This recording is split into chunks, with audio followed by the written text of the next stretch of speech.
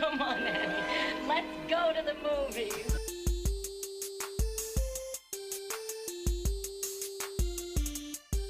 This is the Cinereelists episode 625. My name is Kyle. My name is James. And my name is Zach. And we're here to talk movies, movie lists, and movie obsession for the next hour or so. Have you guys played Connections on New York Times at all? Are you familiar with this? Absolutely. And that's my favorite New York Times game right now. Yeah, I'm really enjoying it. James, are you familiar with Connections? I have a vague. There's like a movie version of it, I'm pretty sure, out there somewhere. Movie version of there's Connections? a movie version out there. I think I've played a clone of it, but I've never played the original. Oh, I see. Yes. Yeah. Have you played like Cinereelists or something like that? It's similar where you're making vertical rows and then there's one. Yeah. Okay. Well, I thought we could play a quick little mini movie pop culture related game of Connections. Okay. I'm only going to give you 4 words. So it's not, but you still need to figure out what is the common thread between these 4 words. Okay. Okay.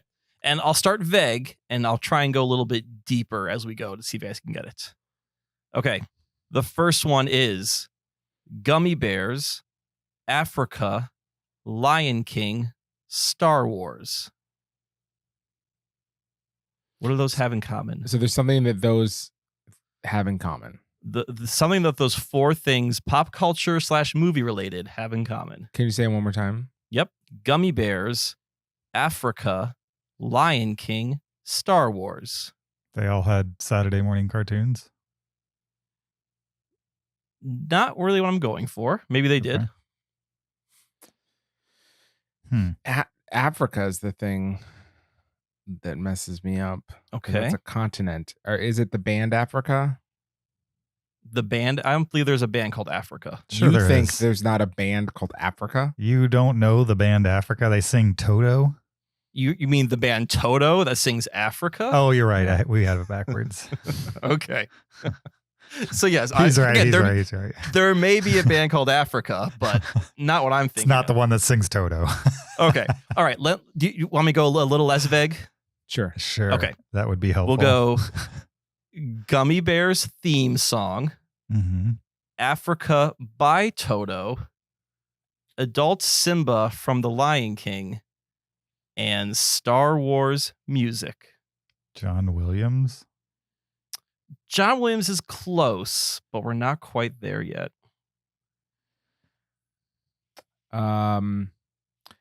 James Earl Jones. Oh, good, but no, John Williams is closer. Okay. All right. Well, because he okay. He was the voice of Darth Vader and Mufasa. He is. Yep. That's unrelated. And also he likes gummy bears. He likes gummy bears, yes. And sang backups on Africa by Toto. Fun fact. He does that high pitched voice, the chorus, yeah. Okay. I think this next thing is just kind of give it all away, but we'll go for it. Okay. All right.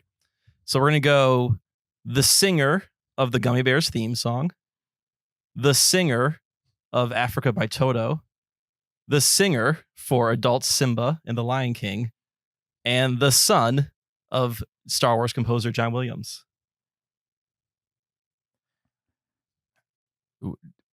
Kyle John Williams Jr. It's all the same person, right? That's the connection. Sure, I didn't know John Williams had a son, so... Yeah, John Williams has a son named Joseph Williams, okay. Who is the lead singer for Africa, or for Toto, sang the Gummy Bears theme song, and was the singing voice for Adult Simba in The Lion King. So, Adult Simba, that same voice sang the Gummy Bears theme song? And Africa by Toto. I understand. Yeah. Yep, exactly. Wow. It's the same that. person. Yeah. I learned that recently. My wife actually sent me an Instagram video that was a copy of a TikTok video of that connection. I thought it was pretty cool. Great. I didn't even know John Williams had a son, so that's blowing my mind right now. Yeah, I mean, I guess I never thought about whether he had I know he had a wife. I never thought about what his family was, and I assumed his child was just like a, tax adjuster or something. But well, what's blowing my mind is that he sang the theme song to the Gummy Bears, which I used to watch as a child. So not only does he have a son, but he has a pretty old son. I mean, Toto was like a band of the 80s. Right. Well, John Williams is in his late 90s, right? Sure. No, I mean, it makes Or sense once you start yeah. doing the math, but Yeah. I just never considered that John Williams would have a son that's like significantly older than me. Yeah. Which I guess he does.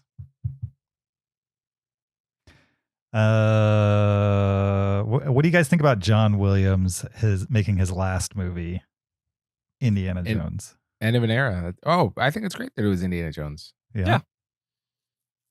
Yeah, I mean, the saga. I don't think he's going to have any more iconic themes since Harry Potter.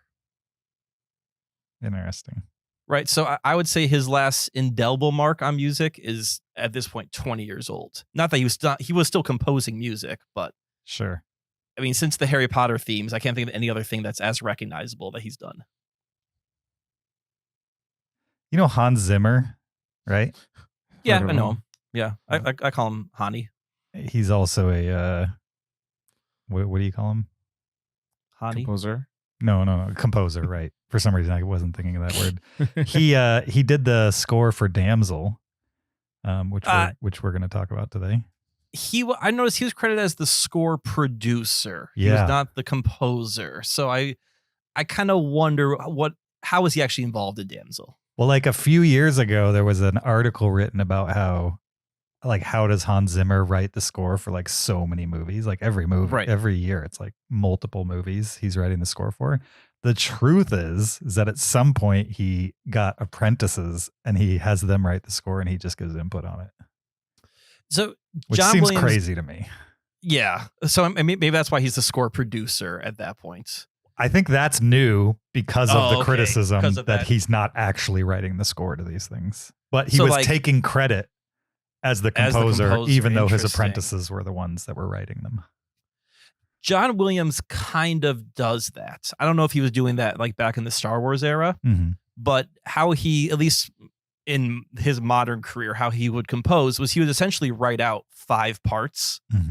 There'd be like the melody, the counter melody. You know, he'd be like, these are the 5 parts of the music.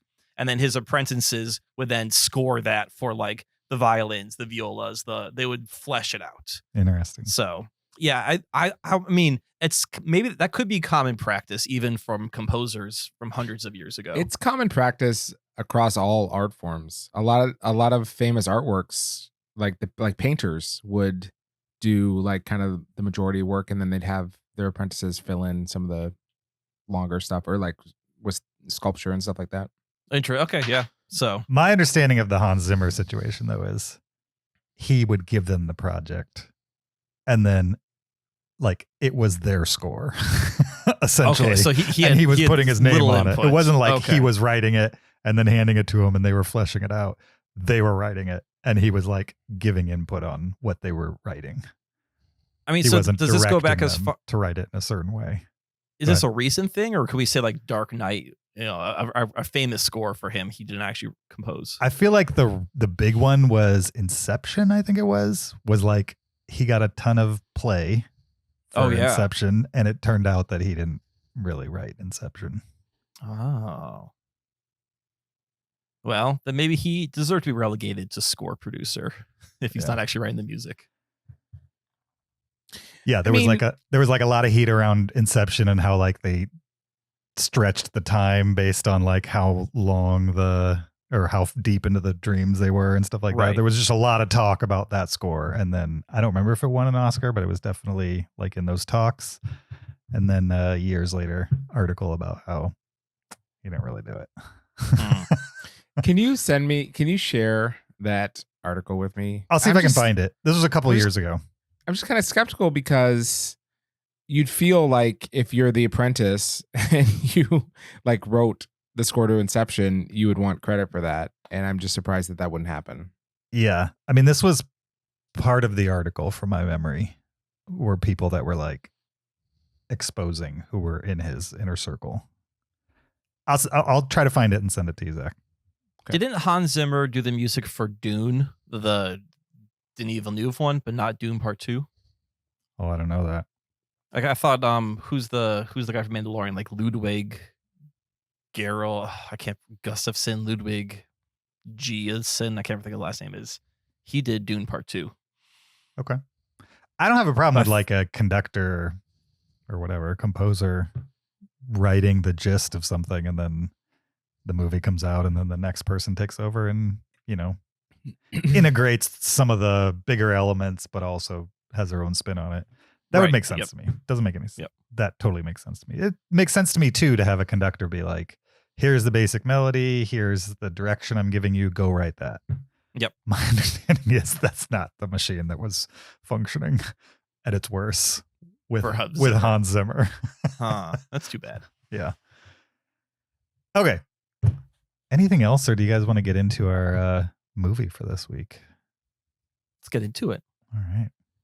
Let's do it. The movie we're going to talk about is titled Damsel. It's on Netflix now. We're going to get into it right after this clip. I'm supposed to carry you back. I'm fine with walking, really.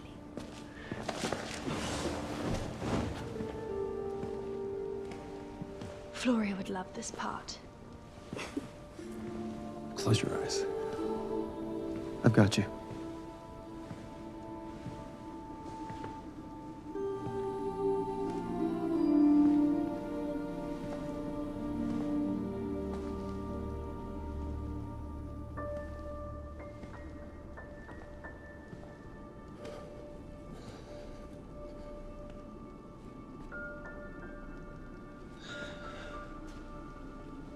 I'm sorry.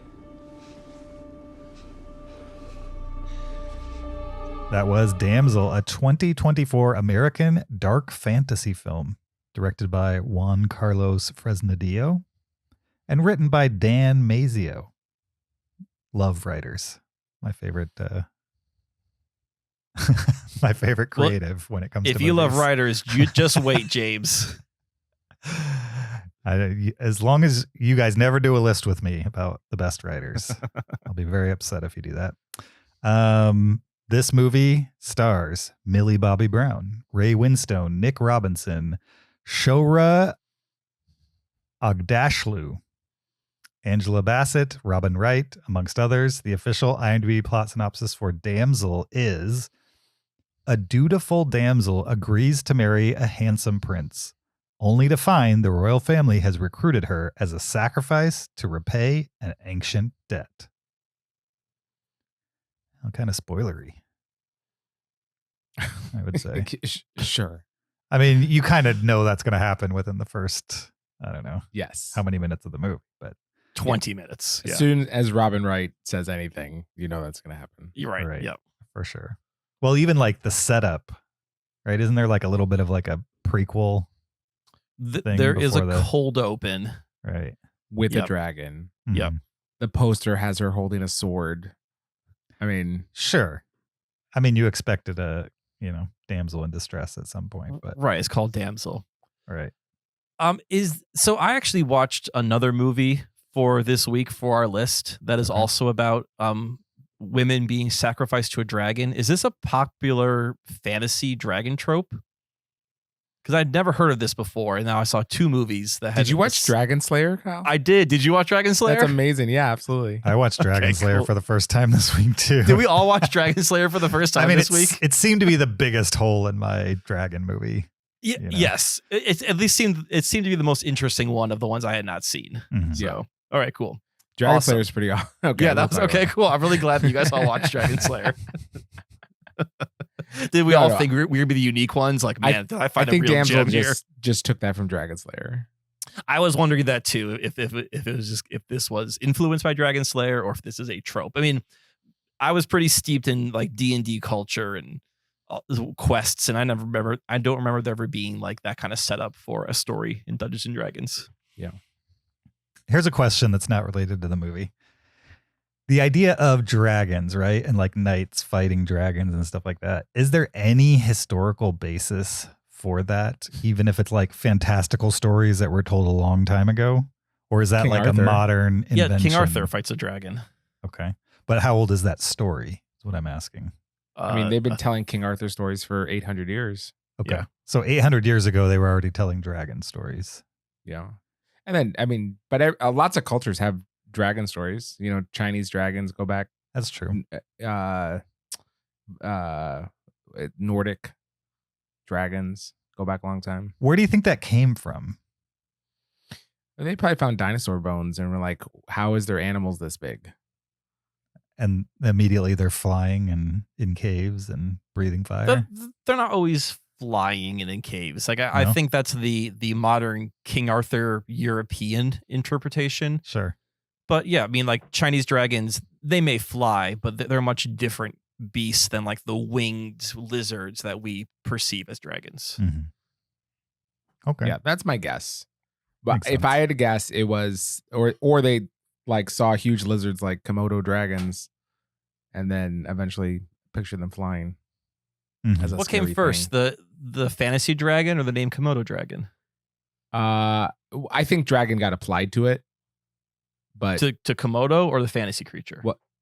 So my guess is Komodo's the animal existed first because they actually Yeah. exist and dragons don't. And Obviously, then- yes. And then people came up with this idea of dragons, and then they saw a Komodo and thought that was a dragon. I see what you're saying. So the name dragon was applied to the Komodo after the idea of the creature. That was what I was Was thinking. Or maybe conjured. because it's only on one island. I mean, like you'd have to go to Komodo Island to find them. So I don't think it could have inspired dragons across the world. Great point. That's just my thought. I really thought Komodo dragons were on every continent, obviously. So Yeah. no, I did not think that. Yeah. The Komodo dragons of Cincinnati are getting out of control. Oh yeah, no, there was one walk across the street the other day. That'd be awesome. Yeah, I no, saw it wouldn't two be. Komodo. There were two Komodo dragons at the Toledo Zoo. Yeah, that's cool. Sweet. Tell me more about this great Toledo Zoo. Okay. So it founded. Like, you guys know how Komodo dragons kill their prey, though, right? Yeah. I It's- don't. Yeah, it's death by infection. They shoot out really like just bacteria ridden like Saliva. juice at them. Yeah, saliva at them. And then let it die and then decay for like 3 days and then they'll eat it. Wait a minute. What do you mean by shoot out? Like they spit it? I thought Yeah. they bit. They don't. They'll bite. They don't They bite. can They spit spit it out too. Yeah. They do it all. Either way, yeah, their saliva is just toxic, and their prey will just die. And they Right, just but if, prefer like- it like If a decay Komodo dragon first. spits on me, can I just wash it off? Like an Well- infection going through my skin, it would take a I mean, while, right? If it gets in your eyes, you're in trouble. Sure. But It's like Komodo Nedry dragons are on in, the ground. They're not hitting me in the eye. I What? don't know. No, They Komodo can't dragons are spit incredible. up. They're They- you know, yes, they they're- can. Their head does They have can- vertical They motion. can run on their back legs. I'm pretty tall. You're pretty And tall. they're one of the most dangerous animals. They kill humans every year. They're more dangerous than sharks. Sure. I mean, chickens kill humans every year too. So Is that true? disease. I think Like dead dogs chickens? kill more people every year than sharks do. Well, sure, but there's a lot more dogs. Oh, I see what you're saying. You're seeing per capita. Wait, there's more dogs No, than no. sharks? Oh, hold on. There's a lot more human to dog contact Oh, than okay, shark to okay. human contact. Is Sure, what I'm okay. saying. I see what you're That's- saying. makes sense. Okay, I thought you were saying Yeah. that there's more dogs in the world I- than there are sharks. But I'm also saying if I put James and a Komodo in the same space, I think a Komodo dragon is killing James. No But way. You're crazy. Is there a sink in the space though, Zach? That's the real question. I just walk backwards. You'd never get me. What? They're so fast. They're fast. Yeah, I don't think you can They're just not walk that fast. backwards. No, they're incredibly fast, James. No. They're faster than you. They are faster than you. That remains to be seen. I'm pretty fast. I have never seen James run, so I don't actually have You're an talking idea about of how like fast the he can big be. old Komodo dragons, right? They're not fast. They're slow. They can run 12 miles an hour. I can run faster than that. No, You run can't. faster than 12 miles per hour? Sure. That's shockingly fast. It's not that fast. Zach, how fast is Usain Bolt? What's that? Usain Bolt, how fast does he run? I don't know, but that's a 5-minute mile. So James can run a 5-minute mile, apparently. I don't know about 5. Wait. 12. You just said they run 12 miles an 12 hour. miles per hour. Right. Is a So that's So a that five. means- That's a 5-minute mile. Hmm. James, I'd be shocked if you could run a 5-minute You're mile. right. I probably couldn't. James, you But do I'm 65 smarter, by so it's 12, that fine. gets you 5. I wouldn't run in a straight line. I'd run zigzag. Oh, They'd you'd never catch zigzag. me. Yep. This is so dumb. Why are we not talking about the movie? I know why we're not talking about the movie. You didn't like it? What's Kyle, there to why talk don't you about? start then? Okay. Yeah, I mean, I don't know. Like, this movie really felt like a disposable movie of the week from Netflix. Like, it's got some big names in it, but no one's doing anything. Like, besides Millie Bobby Brown's trying to act. Actually, I guess she was fine. It's a lot of Millie Bobby Brown grunting and screaming and panting. But like Ray Winstone, Angela Bassett, Robin Wright, they showed up. They're there for the paycheck. They're not giving me their best and their brightest. I don't know. The first 20 minutes of this movie was just straight up boring. I mean, it was all set up, but you really knew where this is going, and you're trying to show her she was capable, and she's going to this new land, and here's this wonderful prince she's going to marry, and you're just kind of waiting for the dragon stuff to happen. And then once the dragon stuff happens, and again, this could be a fault of like this is how Netflix makes movies, but it's just so CG and so green screen background that a lot of it is Millie Bobby Brown acting against nothing. It felt like when I was watching Ant-Man and the Wasp: Quantumania again, where they felt like there's like these empty spaces. Like, thankfully, the movie in the last third goes back outdoors for a while, and that was a relief because like you actually have like lighting and greenery and something physical. But everything in the cave was just, I felt like I was going through the motions, and I just had questions. I mean, I don't know if we can spoil this movie or not, but I had questions about like, what does the dragon want? Like, I know what the movie tells me they want, but then I see that there's like decaying bodies in these caves. It's like, does the dragon want to eat these creatures or people, or just let them decay? Like, what do they really want here? I don't know. There are some things I liked. I thought the fact that the lava or the fire was like lava was pretty cool. Like, I haven't seen that in a dragon movie before. So that was neat. The dragon likes to crush people, which I thought was actually kind of a cool thing to see. Instead of it just like biting heads off, it would suddenly just step on people and crush them. But as a movie, I was pretty unengaged by this. There wasn't really a lot to go off of. And I was happy when it was done. Interesting. I mean, I could see why Kyle would have a lot of those opinions about it, but also, I mean, it's a B movie, and B movies are meant to kind of be like this. Pretty simple premise. It's more about the action, the running around, the goofiness that entails B movies, and I thought it was like right up that alley for me. Maybe it's the Millie Bobby Brown part of it then. Mm-hmm. Like, I mean, I've seen her in Stranger Things. I like her in Stranger Things. But for whatever reason, just like watching her run around in this CG cave, I just found so uninteresting. I didn't even, clearly it is CG, but I didn't even like clock it. It didn't annoy me at all that the cave was CG. I didn't really have a big issue with it. How about you, Zach? Were you just taken out of it because of this CG cave? The space I wasn't taken out of it because of the CGK, but the space did not have a great sense of geography. You know, she just kind of goes from like tunnel to channel to open corridor to, you know, like she clearly had a great map in her head of where she was, but and there's a literal map on the wall at one point. Yeah, like an unlabeled map, but she was able to decipher it pretty well. Yeah, the physics of the cave were, the geography of the cave was fine, although I'm impressed that dragon could kind of navigate it. There seemed to be a lot of spaces that was too small for him. Right. Yeah, I really liked when it was flying around in the cave and like bounce, like instead of just kind of dodging stalagmites and stalactites, it would like bounce off of them. Like it knew every square inch of that cave, basically, because it, you know, existed in it for so long. Yeah, and your criticisms of like the veteran actors, I thought Ray Winstone, if anything, went over the top when it came to like. You think he went too big? His big scene towards the end. It was pretty. Yeah. It was kind of campy. And Robin Wright, I mean, what did you want her to do? I mean, she was a perfectly good, evil, mother-in-law, I would say.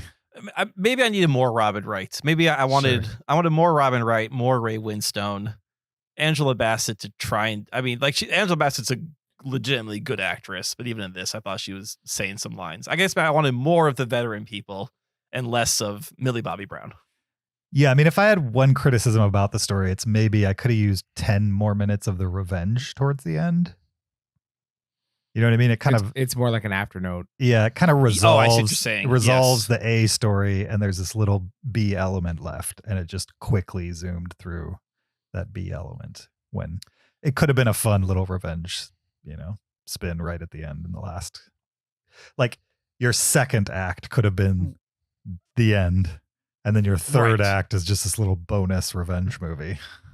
Instead of like the 2 minutes we got. Right. Yeah. I have a kind of spoilery question for you guys.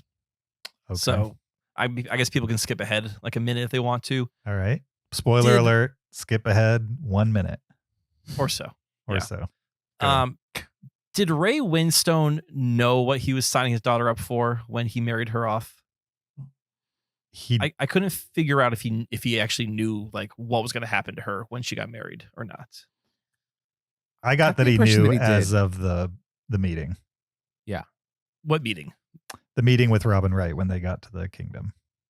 Okay, so he prior to the wedding he did know what was going to happen to his daughter. Mm-hmm.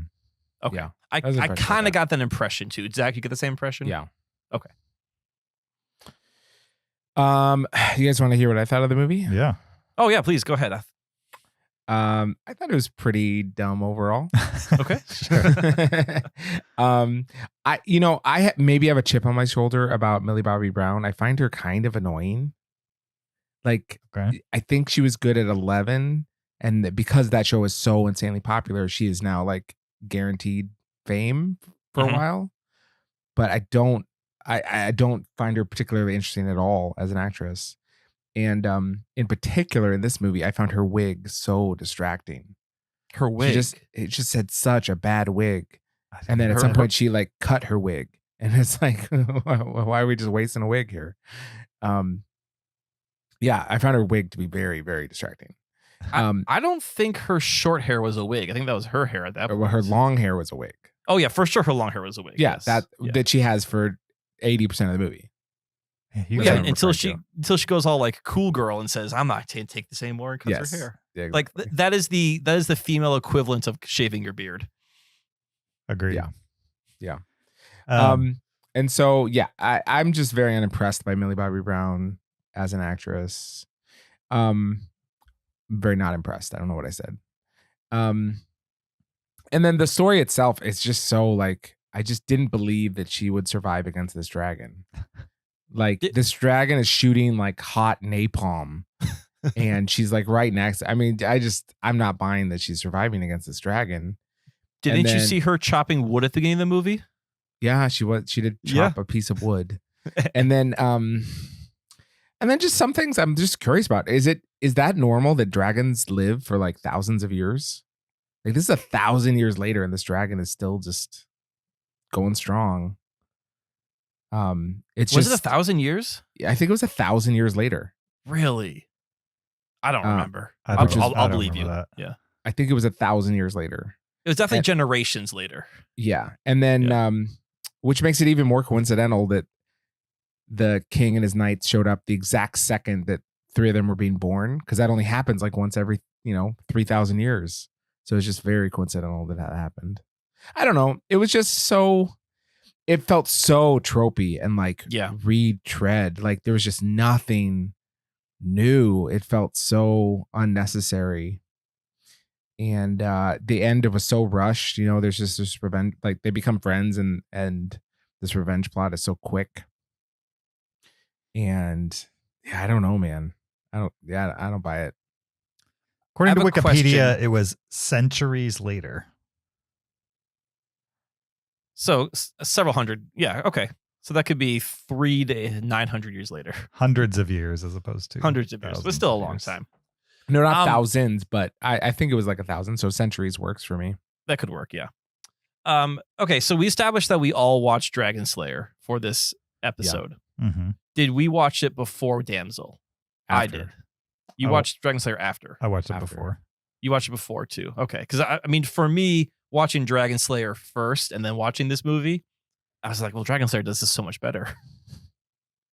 I think they're different movies. They might have similar premises, similar elements, that kind of stuff, but this was more like a female empowerment action film that has, a dragon at the center of it.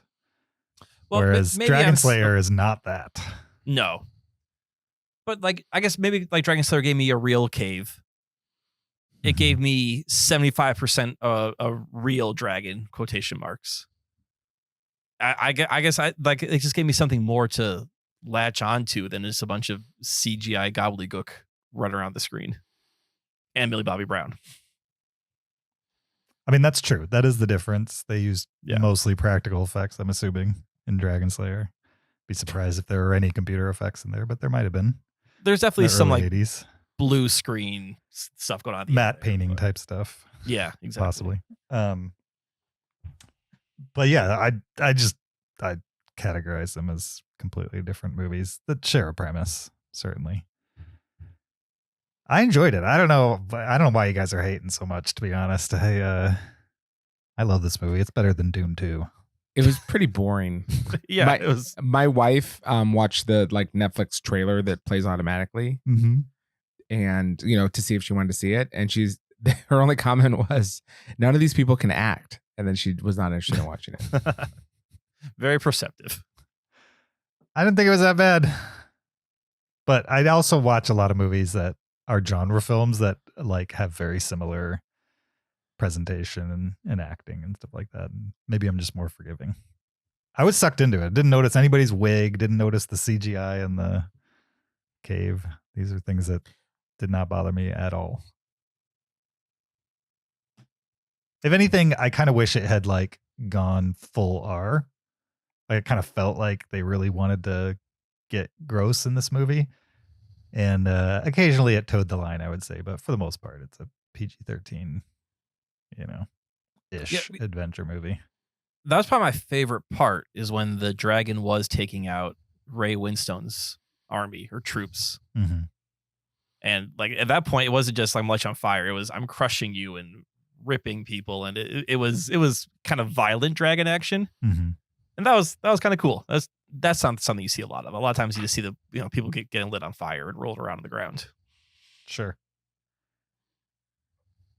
Yeah, I mean it was a little cartoony, but it's a goofy movie. I don't think anybody making this movie thought it was anything more than that. Oh, I bet you Millie Bobby Brown did. I mean, there's not a single joke. Like, it's not lighthearted. Like, right. when she first faces the dragon, she's like dying. Like she goes in full dramatic mode. Sure. It's very earnest. And is it weird to see like such a feminist like sentiment placed in this like anachronistic way? Like, even when she's told she's going to get married, she's like, I don't want to marry for money. That's no reason to get married. Mm-hmm. And it's like, I'm pretty sure back then, like for a princess, that's the exact reason to get married. The that only she should reason- expect yeah. her entire life. Right. That's Well, why I I mean- said it's like a spin. It's the same story, but with maybe some modern principles, Right. applied to it. And she's the only one that's thinking that way, right? And she's like, Yeah. Oh yeah. the father's like, well, at least meet the guy. And then she meets him and he Seems charms like a her. good guy. Yeah. And then he turns out to not be so charming. He's doing what he had to do. I don't know. Yeah, he really tries to play it off as he's also a victim in this whole thing. Mhm. I'm like, didn't you throw her into the pit? Like you're pretty willing in this whole He charade. was reluctant. He still did it though. That's true. Was it unambiguously the wrong thing to do? To throw this woman into the pit. Yeah. Yes, To that- save his entire kingdom. Yeah, I would say so. Yeah, I think it's the So, wrong thing. to so do. what should he have done instead? Let his entire kingdom be burned? Maybe challenge the thing that's been terrorizing your kingdom for a couple hundred Okay. years. And then get killed by him and then let his entire kingdom be burned? I mean, Well, he's Millie dead at that Bobby point. Brown Doesn't matter to managed him. it. I'm sure there are ways here, right? maybe don't stand in a line in front of it while it hoses you with napalm. You know what I mean? That seems to be a winning strategy. She only managed it because she was zigzag. not from his kingdom. Right. Exactly. Yeah, I mean, it seems like there are ways other than the cowardly way. They were basically trying to wait out the death of the natural death of the dragon because they didn't think they could beat it. Yeah. How often are they doing this? Annually? That I couldn't get a wrap on. It seemed like immediately, like she interrupted another wedding that was like 3 days later. Well, but wait, wasn't it? Okay, again, kind of spoilery. Isn't it? 3 lives were taken, so 3 must be given. Yeah, but there were more than 3 down there. Well, yeah, but what I'm saying is like when. Okay, spoiler section. We're just gonna call it spoiler section right now. Okay. This has been happening for hundreds of years. Yes, but like when Millie Bobby Brown got there, she looked out the window and she saw another girl on the balcony, and then later saw that girl in the cave. So that'd be the first one. Millie Bobby Brown would be number 2, and then there was No, you forget the cave where she wrote all the names of the different people, and there was like 30 names. Right, but no, that's what I'm saying. Is this happening annually? Are they sacrificing 3 women every year to this dragon? That's what I'm trying to ask. 3 a year. Yes, or because it seems to be in groups of 3, because the whole 3 were taken, 3 were returned. How often are they sacrificing 3? Is this around the clock operation? Like every Tuesday and Friday, we're having a wedding, we're throwing a lady into the pit. Okay, 3 a year makes sense. Okay, yeah, I wasn't sure how often they were doing that. And also, yeah, I mean, I can understand the dragon like lost its 3 babies. But that's quite the grudge it's holding. Right, but it was the last 3 of its kind. That's true. Yeah. It wasn't just 3 random babies. It was literally the rest of the line. And like all Millie Bobby Brown has to show her is like the hand scar and be like, I'm not one of them. And the dragon's like, oh, I've been tricked this whole time. My bad. Like, I feel like the dragon would be filled with more rage. They wouldn't really care which humans were being brought to it. The point is, humans did this to me, and I want to make the humans suffer. I don't know. I think they adequately gave it time to calm down. She says it to him like twice before the thing finally. Yeah. She gets a moment where the thing will actually listen to her, right? And dragons are really smart. Yeah, it's only. I'm not saying vampires. I'm not the vampire. I'm not saying dragon's stupid, but I'm just saying that a lot of the things that I thought were smart about the movie annoyed Kyle, evidently. They did, yes. I think it's interesting that like you guys will, I don't know, harp on the wigs in this movie. Meanwhile, in Dune 2, they're running around in motocross outfits and nobody says a word. You know what I mean? Motocross outfits? Yeah. The Fremen are running around in motocross outfits with Star Wars capes on, and people love that design. But because it's sand. One bad wig. James, I will say I don't think it's a controversial opinion of me to think that Dune Part 2 is a better movie than Damsel. So it also makes sense that it wouldn't be controversial for me to harp more on Damsel than Dune Part 2, since it is the worst movie of the 2. I'm just saying that they both have issues. Yeah, do they have the same number of issues? I don't know. I think maybe the point is like if a movie is good and there are things like a bad wig, you're more likely to excuse them or gonna be like, yeah, the wigs weren't great, but you know, I was really enjoying this part of it. But when a movie's not good and you're not, because it's boring, there's nothing to enjoy, then you're like looking at like, well, is that CG? You're like, what's going on with that wig? So I you know, like all movies have things that don't work in them, right? I don't think there's anything as such known as a flawless movie. But if the movie is really engaging and good, you're not going to notice the flaws. Jurassic Park is pretty darn perfect. Yes, because the T-Rex walks out of its cage and then drops a truck 30 feet down into the same place it just walked out of. Flawless. Yeah. But I'm saying, like, the point is, like, that is my example right there. Like, if you look at the location and the physics of the whole T-Rex fight, it doesn't make sense because it walks out of the jungle right through the fence and then pushes the Jeep, or not the Jeep, the Explorer in the same place it just walked out of, which is this 50-foot drop, right? Sure. I mean, lots of time passes, or like a decent amount of time passes between it coming through and pushing the Jeep over. No, that whole T-Rex attack is in real time. There's no cuts away from it. It all I'm happens. just saying What you see. it didn't immediately walk out, turn around and throw a Jeep through the same hole. It walked out. Then there was a sequence, and then it pushed a Jeep through the hole. Right, but they didn't move physical location. But what I'm trying to Why say does that here matter, is, James? yeah, It doesn't have a good throwing arm. It didn't want to throw it over the fence. It threw it through the hole that it created. Yes, but through the hole it created, James then just how's doesn't this understand 50-foot you, Kyle. drop off? That's what I'm trying to explain. How did the T-Rexes aren't 50 feet tall? So my point is, I was not bored by this movie. I had fun with it, which I think is what it was designed for. And my point is, you could take a great movie like Jurassic Park, and it has flaws, but you're enjoying it so much in the moment. You're not thinking about like, wait a minute, T-Rex just walked out of there. Like, I don't hold it against Jurassic Park, the fact that the T-Rex walks out of an area that there's a pit, because the movie is so effective and good. I don't even think that's I'm a just flaw. saying, I think it is a flaw. It's what we would call a plot hole. But it doesn't matter because the James, movie is so Can I good. just make sure you understand what Kyle is saying about Jurassic Park? Sure. Do you understand the issue at hand? The issue is the logic of the T-Rex picking up the Explorer and moving it to the hole where it's going to push it over the edge.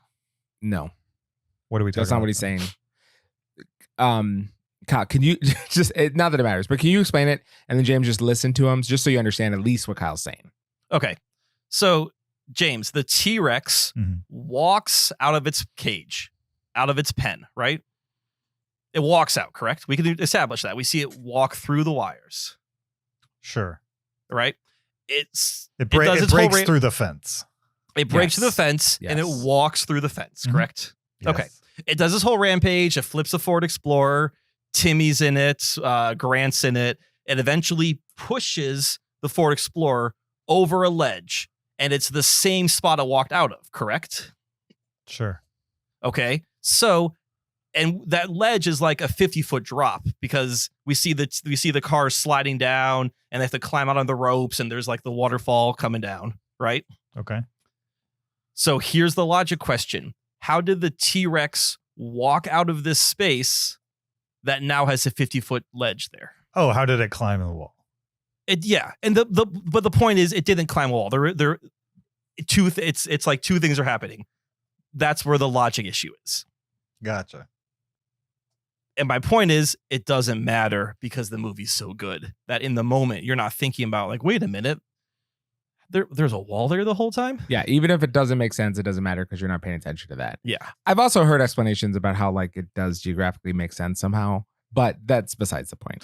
Yeah, because isn't there like at least like a goat right there at the same level? Right, exactly. They see a goat rise out of the ground. Sure. So like it's established that there is no drop off there. It's just level ground. And then there is a drop off there. Sure. Interesting stuff, guys. I still don't think that's a flaw. A flaw means it's like a problem. It's not a problem. Well, it's not a problem because the movie's problem. good. If the movie was bad, it would also be a big hilarious. problem. My point with Damsel is none of that stuff bothered me. And I think our point is this stuff did bother us because the movie is not good. Meanwhile, the motocross outfits in Dune 2 bothered me. Yeah, that's because you don't like Dune 2. I do like Dune 2. I just don't think it's the end all be all like some people are acting.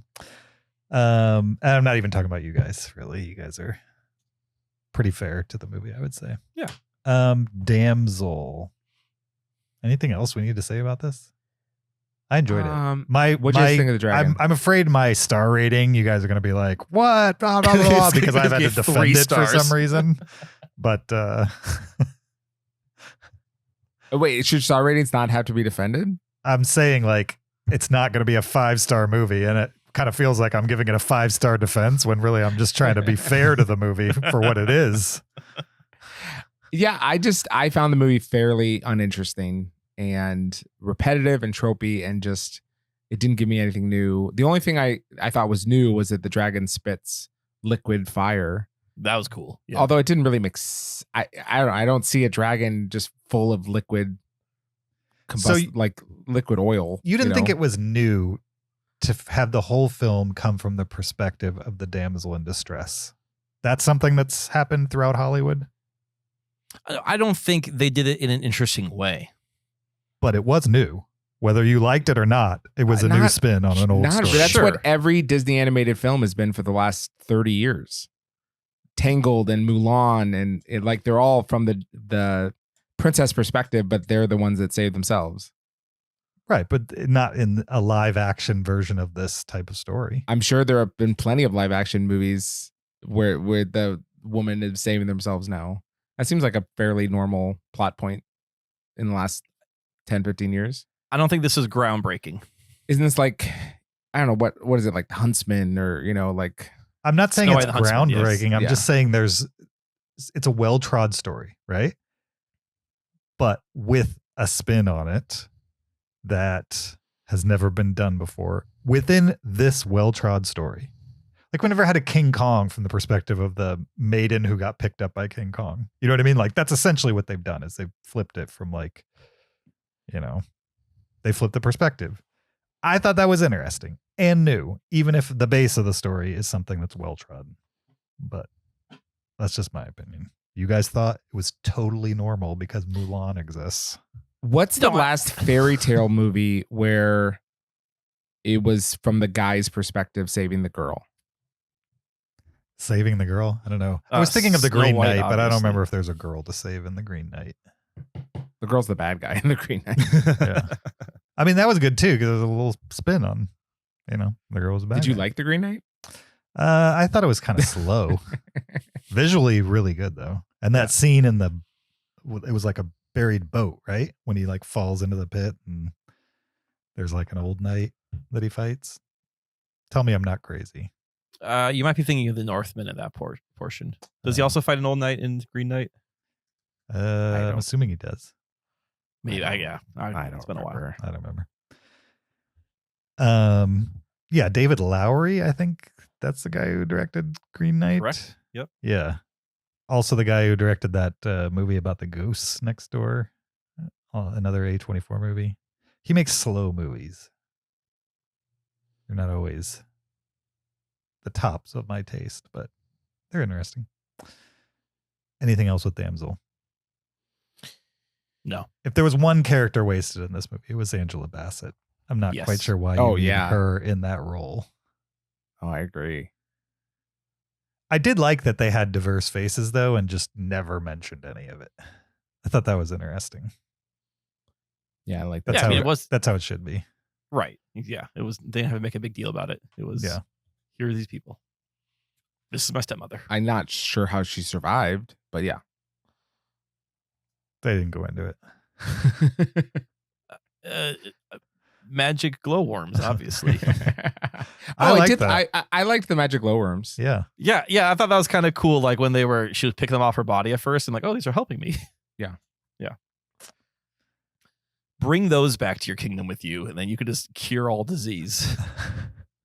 Yeah, seriously. Sure. All right, let's letterboxed rate Damsel. What are you guys gonna give it out of 5 stars? I'm gonna give this 2.5. I'm gonna give it 2. I'll give it a 3.5. A 2, a 2.5, and a 3.5 for Damsel. We're gonna get into our top 10 dragon movies after we take a little quiz, dragon-related quiz that Zach has brought to the table. He kind of surprised us before we started recording. He said, "Hey, I have a 10-question dragon quiz. Is that right, Zach?" Yeah. Okay. Yeah. And we're going to do that here before we jump into our list. Before we get into the quiz, I searched IMDb. You know what I'm talking about. Yeah. I searched it for how many Internet movie movies database? had dragons in them. Okay. Close to the pin, can you guys guess how many movies are listed in IMDb with dragons? That have With dragons. any in kind of them? dragon. By this, I did a search filter with a keyword dragon.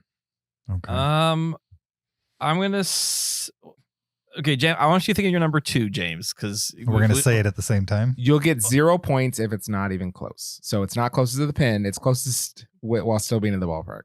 Okay. I'm ready. I got my number. Yeah. All right. I'm going to say 70. 70. I Okay, say Kyle gets 1,151. All right, I'll give it to James. He's closer and in the ballpark. It's 1,790. Oh, okay. So there's lots and lots of dragons. in the Apparently. movies, yes, for sure. Okay, dragon quiz. Now these are mostly not about movie dragons. There's some in here, Okay. but just because I didn't want to like spoil all our lists. Okay, Mhm. so I'm gonna ask a question. You both lock in an answer, and then I'll tell you if you're right or not. Okay. Okay. In mythology, which culture is credited with the creation of dragons that are typically depicted as large serpent-like creatures that can fly China? and breathe fire? Yeah, I'm going to say China. The answer is China. Okay. Who had it? James got it first, but again, you're both going to be locking in and then okay. guessing. And there's multiple choice answers, by the way. Okay. So we both got it. Yes. Okay. And keep track of your own scores. Oh, Oh, okay. sure. Just you have fingers. In the Harry Potter series, what's the name of Hagrid's pet dragon? Hagrid's pet dragon. Now, does anyone know it? If you know it without the multiple choice, I will give you sole credit. I'm not going to know without the multiple choice. I don't know it. Okay. Is it Norberta, Fang, Fluffy, or Buckbeak?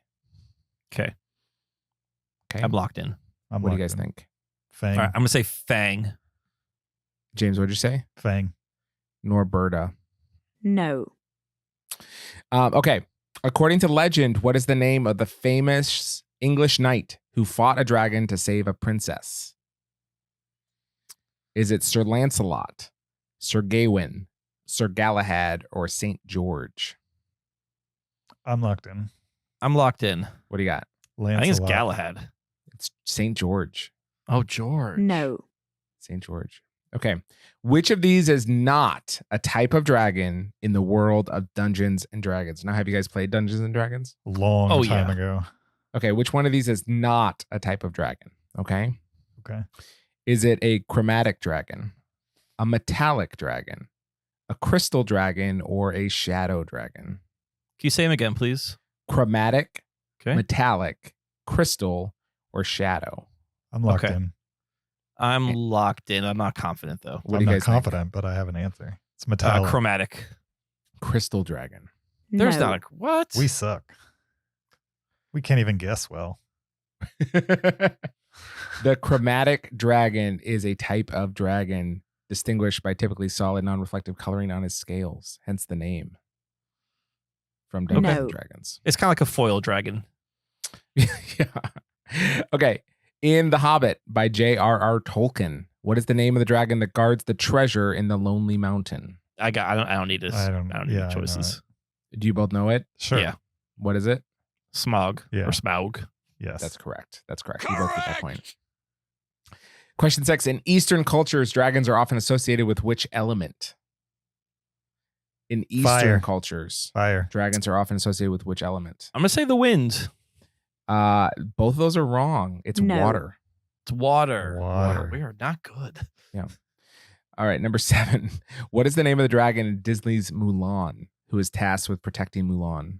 Oh, I know it. Do you know it, James? I don't, so I guess Kyle's going to get it. Kyle? on this. This may not have aged well, but Mushu. Yes, that's correct. Yes. That's correct.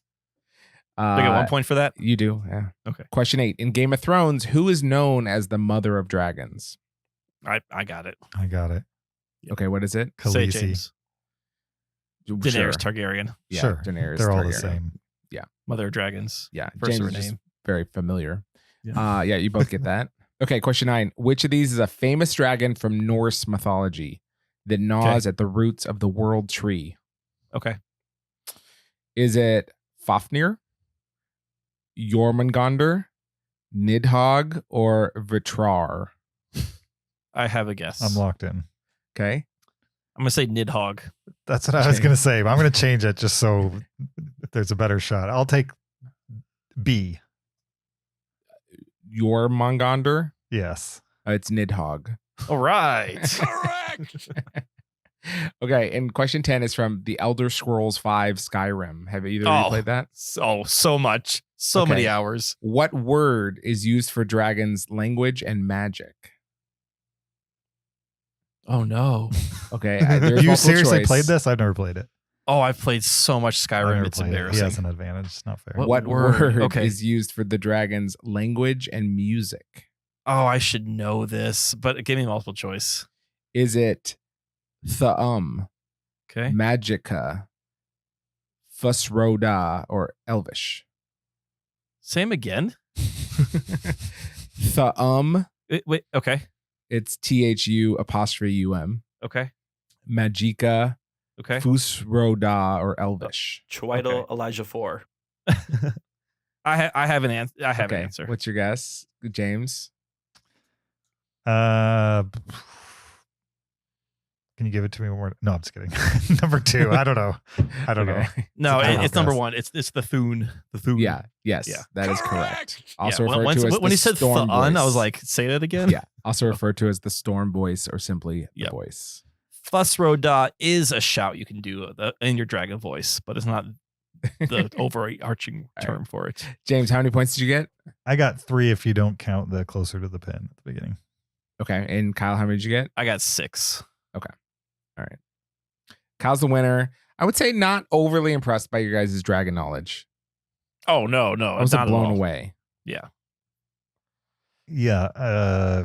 I thought you were going to, there were like very few questions about actual dragons. It was more of dragons in media, I would say.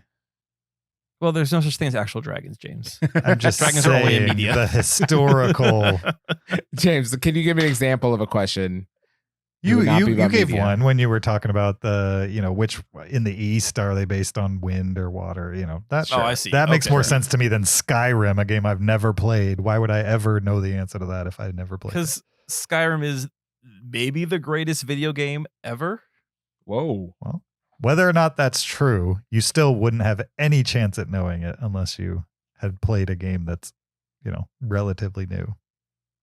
In my defense on not knowing it right away, I think the main dragon story of Skyrim is like the boring part. Mm-hmm. I've played it once or twice. I just like to run around as an adventurer going on quests. I just use it to play like a D&D role play. Sure.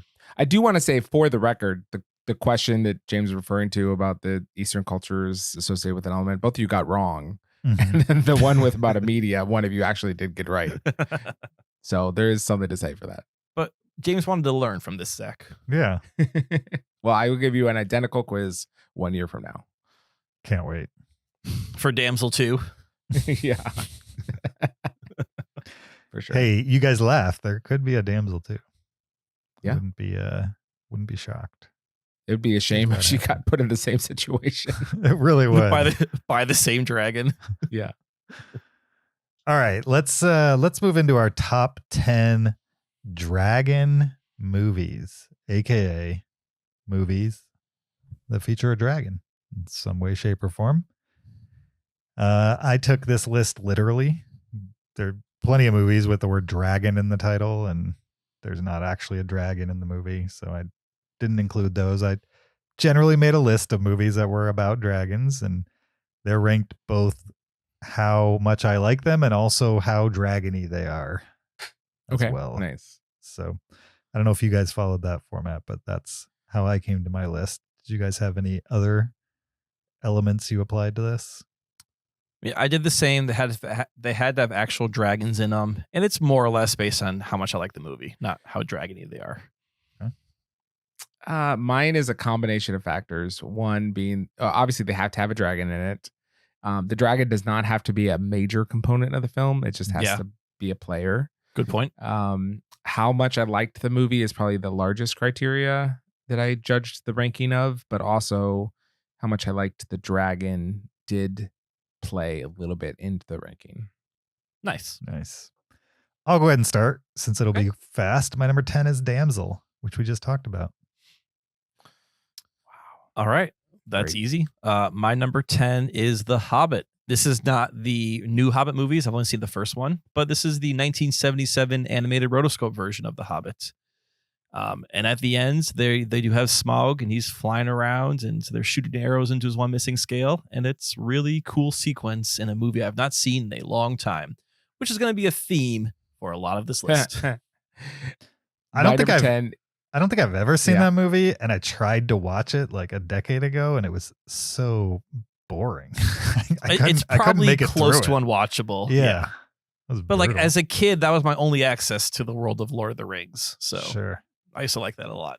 What's your number 10, Zach? Lord of the Rings: The Return of the King.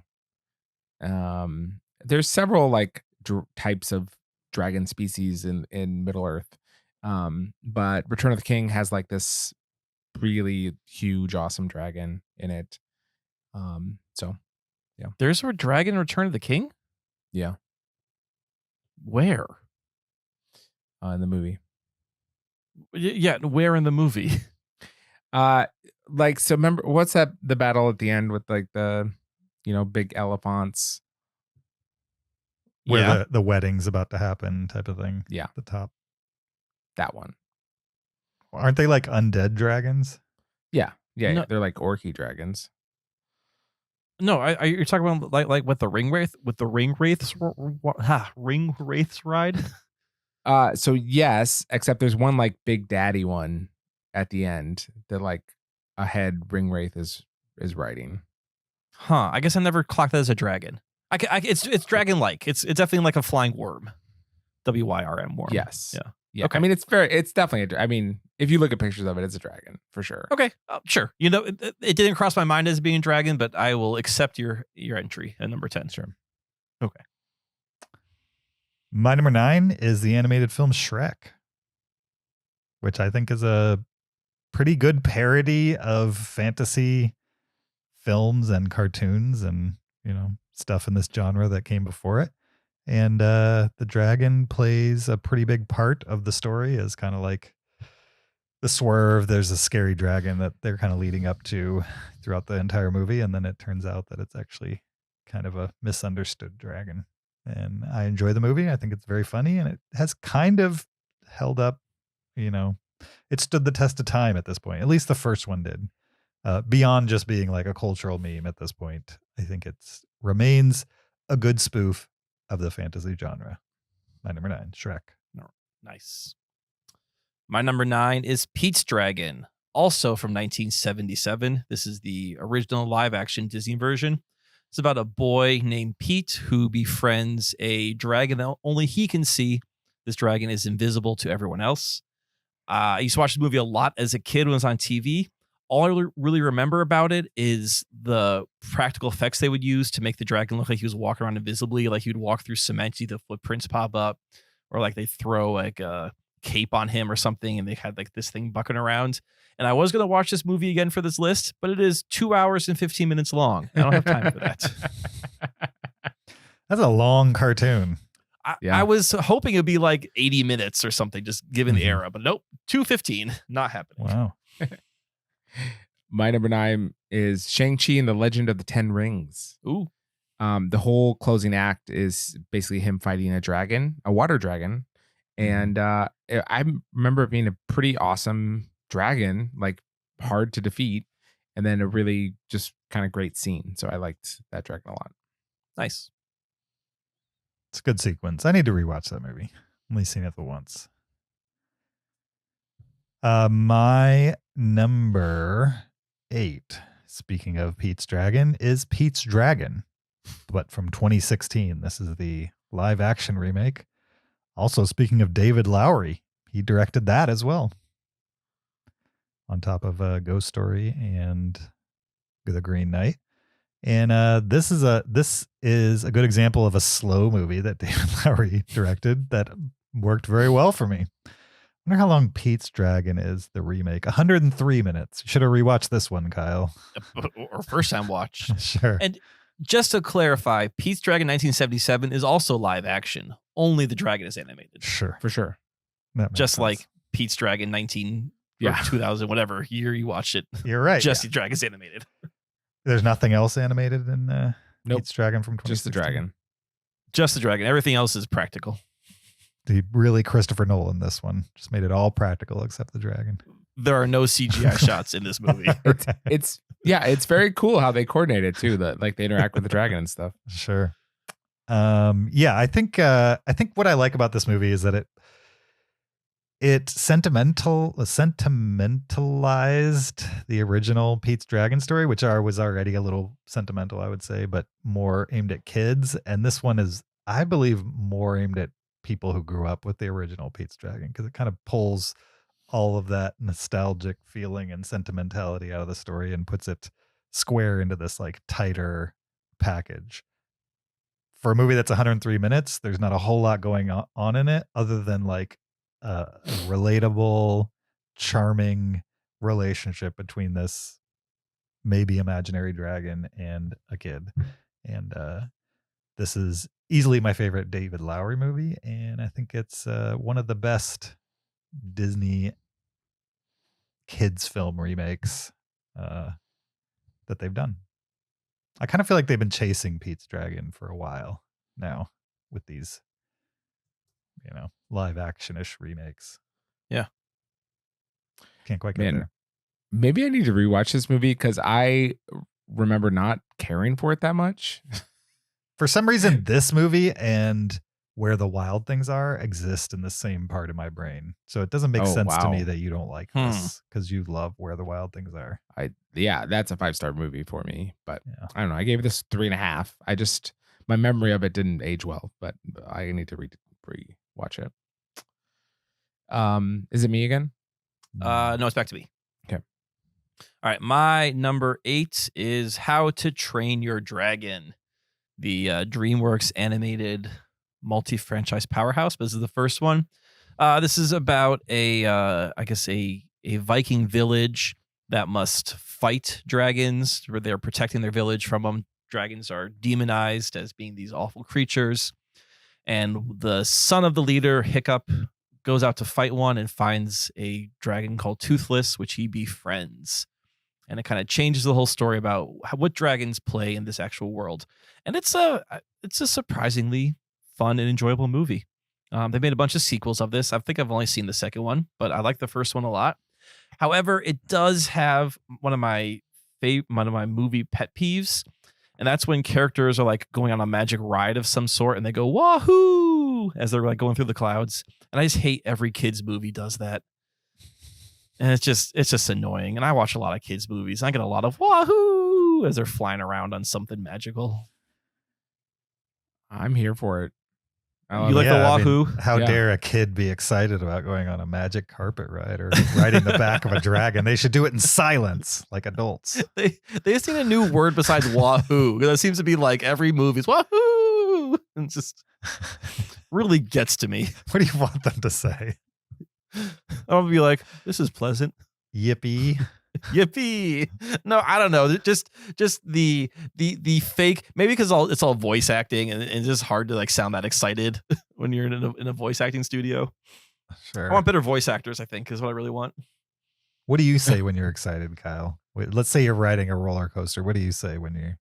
Oh, it's a lot of laughing. If I'm on a roller coaster, I'm laughing a lot. Okay. Because I'm having fun. I'm not going, wahoo, this roller coaster is so great. I don't think I've ever been to a theme park with either of you guys. Is that true? Well, No. I mean, James, You and I we've been in definitely person have. like 4 times our entire life. Right. So. But Zach, you and I have never been to a theme park together, right? I feel like I've been to Universal with you for sure. For what? Oh, we- for work. Yeah. That's not the same. I'm talking about to Well, have it's fun. us at a theme park. I don't know. I rode 4 roller coasters yesterday. Where? Really? Yeah, Julie and I had a date at SeaWorld, just the 2 of us. Nice. They have roller Yeah. coasters at SeaWorld? They have more roller coasters than they do animals at this point. Is it because they're trying to get people to show up? No, they're SeaWorld okay. is an incredibly underrated theme park. They have 5 and soon to be 6 roller coasters, and they are awesome roller coasters. Yeah. And they would rather not have animals, I think, longer term. Because I think that's unsustainable. Right. Yeah. Yeah. The political Yes, political we had a great reasons. time. Like one you're standing up for it, one you're like laying down. Is awesome. Did you go on the one that's like a surfboard? Yeah, I haven't been on that one yet. They were building it the last time I was there. that was my favorite. That one's crazy. Yeah, I want to go on that. I did a laying down one at Great America, up, here in the Midwest. It's like the Superman ride. Mhm. I did not care for a laying down roller coaster. Like I really enjoy roller coasters. Too much trust. Yeah, there was something about just being suspended like that. I'm like, nope, this is not my jam. I'm not enjoying this That one. was great. So- Yeah, good time. There was also like a thunderstorm coming in at the same time, so I was like, we're doing this. Okay, we're Yeah. gonna ride this roller coaster in thunderstorm. Great. Fantastic. Is it my turn? Number Yeah, 8? now it's your turn. Yes. Mine is the Hobbit movies. I'll go with Desolation of Smaug, but the Hobbit trilogy. I really like Smaug. I think he's a very cool dragon, and I like his lair. For me, I love a good like pile of gold coins. Yes. Like I'm just such a sucker for a pile of treasure, like a la like the Cave of Wonders. And this one had a really good pile of treasure. So, and the dragon seemed formidable, even though he's like the tiniest species of dragon in Middle Earth. He still seemed pretty formidable. He's still pretty And- big, right? Oh yeah. But of the dragons, he's like the teeny tiny hummingbird one. Yeah. So yeah. So I was not impressed at all with the Hobbit movies, but I did like this dragon. My number 7 was from 1996. It's Dragon Heart, which is a fantasy film featuring a dragon voiced by Sean Connery. Rewatched this one this week just because I had vague memories of it and thought I liked it. And so I was like, I think I like this, but I don't really remember that much about it.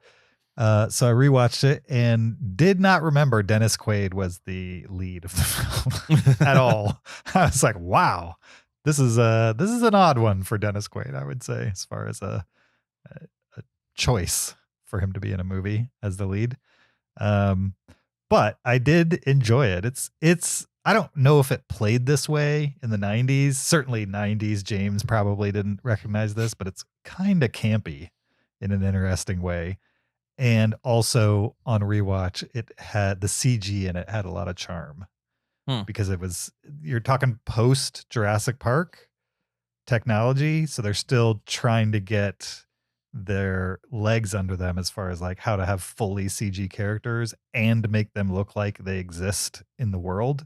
And so there are moments in this movie where it works really well. And there are other moments, particularly in the sunlight with the entire dragon showing, where it's very clear that it's been composited in afterwards.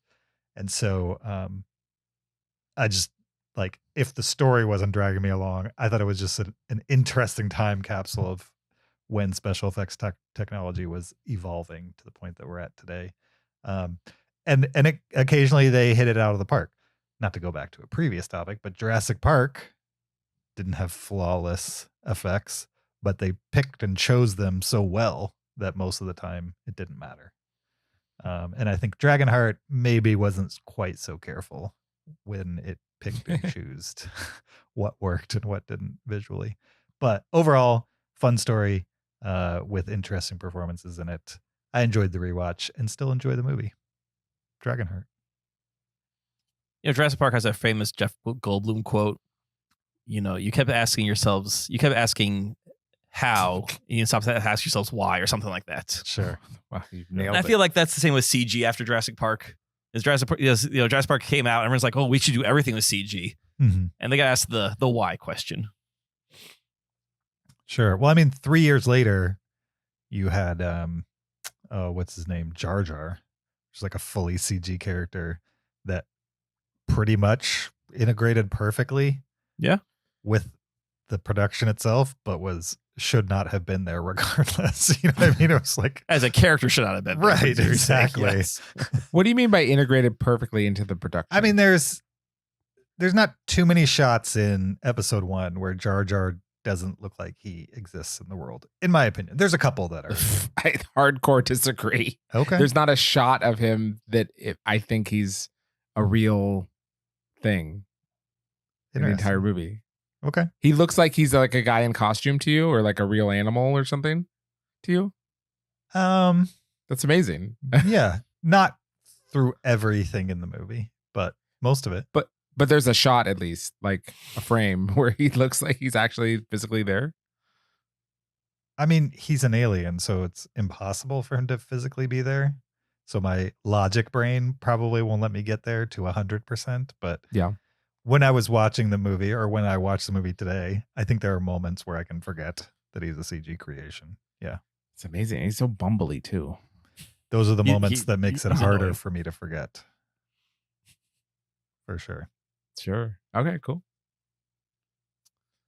All right, my number 7 is a Disney movie from 1998. This is Mulan, about the woman who dresses as a man to join the army and is accompanied by a dragon, a small dragon named Mushu, played by Eddie Murphy, in a odd role, but a funny character.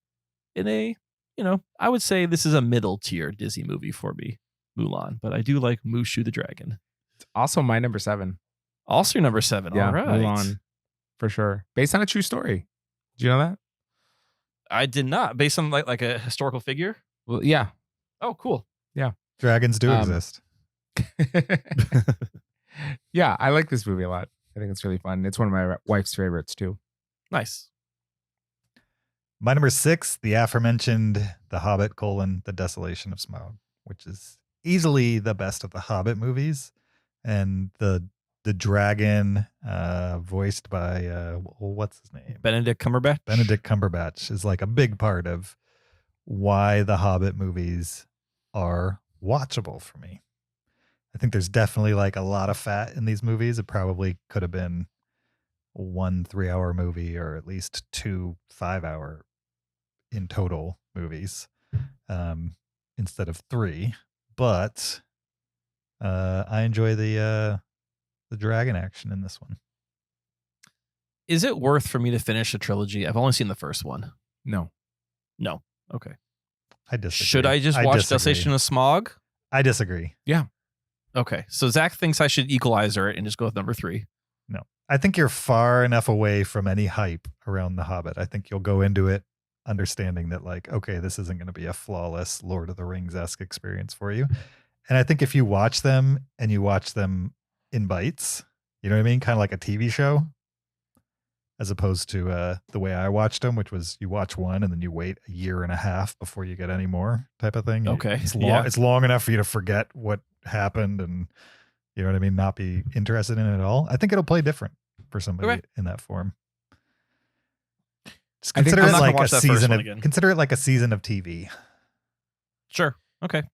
So Yeah, watch 45 minutes and then just stop it. I think the best way to watch it is there's a fan edit that takes all 3 movies and makes 1 3-hour movie, and it's way better than any of the 3 movies.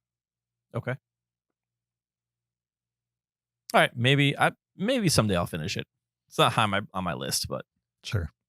a bit of a blind spot. All right. My number 6 is Dungeons and Dragons: Honor Among Thieves. This movie surprisingly doesn't have a lot of dragons in it. There is a large red dragon at some points that they incorporate to fend off some evildoers. But overall, this movie was super fun. Just because it took all these fantasy tropes that we're familiar with and all kind of what is kind of silly about Dungeons and Dragons if you really look at it, and points it out. So it's not quite a meta movie per se, but it's definitely having fun with the whole fantasy trope, as well as introducing bringing Easter eggs from the Dungeons and Dragons world. It's something that I used to play a lot back in my youthful days. So I think this is a really fun movie, and a lot of other people did too. Check it out. Nice. My number 6 is called Reign of Fire. And this movie stars Matthew McConaughey and Christian Bale. And who else is in this? Mostly them. Gerard Butler's in it. It's so metal. it's a bunch of dragons take over the earth. And then Matthew McConaughey and Christian Bale have to like take it back. And it's just so like hardcore and like gritty, and like the dragons are really fearsome, and I don't know. This movie's awesome. So have you guys seen this? I did not finish it last night. It will not be making my list. I'm disappointed. It'll be on my list. Okay, awesome. I enjoy it. Just like I enjoy my number 5 from 1981, Dragon Slayer, Nice. which did we learn on the podcast or before the podcast that all of us recently watched this? I think we learned on the podcast that Okay. we all watched it for this one episode. So long ago. I know, a whole hour, James. I That's know. way past your nap time. Yeah. So Dragon Slayer, movie from 1981 that I had never seen before, showed up on a bunch of top 10 lists for this topic. And so I was like, I guess I got to watch Dragon Slayer. And I don't know how I hadn't seen this before. Well, I thought it was great. It's a little, it's got some 80s, late 70s, early 80s production cheese to it, but wasn't too bad. And I enjoy this era of stop motion special effects because they kind of like dialed it in on some level. It's not flawless. You can still tell it's stop motion, but it's good enough. And there's a charm to what's left of the jerkiness stop motion. And some of the mats weren't particularly great. But if you compare it to like Empire Strikes Back and Star Wars, I think it's on par to those original prints of those movies. It's just the look of the era. The only downside I had about this movie is the lead character just looked so much like Richard Simmons that it was hard for me at times where I was like, this guy looks exactly like Richard Simmons. And he's kind of like I wouldn't say a womanizer, but he definitely, there's a romance element involved, and like I just don't think of Richard Simmons in that way at all. And so that was difficult, I would say. But for the most part, I thought it was kind of a classically told version of this story with a surprising amount of violence, I would say. For kind of early 80s movie, not that surprising, but watching it today, you just kind of don't expect some of the violence that was in this movie. Like even Damsel, there was violence in it, but it felt like they cut away at opportune moments. And in this one, occasionally they didn't cut away. It was good. I enjoyed it as a nostalgia watch for a movie I'd never seen. It's not going to be on my list, even though I liked it a lot. Just because I made my list before I watched that movie and I didn't readjust it. It will be on my list, but not yet, because my number 5 is the previously mentioned Shrek. And yeah, there's a dragon. It's sort of as you mentioned, the main baddie in this movie, and they eventually come across it. But old Eddie Murphy's back, not as a dragon this time, but he turns the dragon to their side. I had not seen Shrek in a long time, and I don't know if I bought into this. People thinking that Shrek wasn't as good as it was when it came out. I remember really liking it, when it came out 20 years ago. Then I didn't see it for a long time. And I watched it like a year or two ago with Galen, and it's fun. It's good. Like, I think maybe it just became such a franchise, and the other movies were not good, and that kind of dragged down the first one. But the first one as a standalone is clever and different. And, we've seen a lot of meta parodies since then. So it was groundbreaking into in that terms. But this is fun, and it held up, and I enjoyed watching it again. Very cool. My number 5 is Dragonheart, the aforementioned movie. This movie's so cool. I like it a lot. And I think Sean Connery as a dragon is kind of perfect. I just love the gravitas he brings to the role of this dragon. It just really heightens the movie for me, and I like Dragonheart a lot. I haven't seen it in a long time, so I'm jealous of James, but I definitely would want to revisit it. That'd be great. There's like 5 Dragonhearts I learned this week as well. Oh, I'm sure. That's funny. They just kept making them. Like, yeah. What are we on? 4? Yep. My number 4 is from 2019, relatively recent. The Kid Who Would Be King, which would probably be higher if it had more dragon action in it, but dragon just kind of comes at the end. But this movie was directed by Joe Cornish, who directed one of my favorite movies of all time. I think it's a top 100 movie, Attack the Block. This is basically Attack the Block, but instead of aliens, you have kids and in modern times having to do medievalish type of things, like defend against a dragon, amongst other things in the movie. And it's a kid's adventure movie with kind of a PG to PG-13 edge to it for sure. And I enjoyed it quite a bit. I mean, the writer director of Attack the Block, this is the second movie he wrote and directed, and they, while not as good or as interesting as Attack the Block, I think it's a overlooked gem for sure if you're into these types of movies. And check it out, The Kid That Would Be King. Cool. My number 4 is the previously mentioned Dragon Slayer. And yeah, James, I like this for all the exact same reasons you did. Just the arrows maiden, the presentation, kind of this reminded me of Conan the Barbarian, just sort of its effects and in its style. Couple things I really liked about it. The main character's name was Galen. My son's name. They didn't say it a ton, but his name was Galen. Yep. I realized halfway through that the main guy was also the guy from Ally McBeal. Oh yeah, for sure. Which, yeah, I didn't pick up on that right away. And I don't know if you guys noticed it, but Ian McDiarmid was in this movie also. Old Palpatine himself. And he was a priest who got lit on fire by the dragon about halfway through the movie. I did not make that connection. Yeah. But yeah, I think I watched this movie, and this movie had like a real cave, and Peter McNichol was like running around on these stones, and the water was on fire, and there was like an actual dragon head coming out of the water. And then I watched Damsel, and this is all just CGI Drek. Not Drek. I mean, it wasn't bad CGI, but it's just everything. There's nothing real to look at.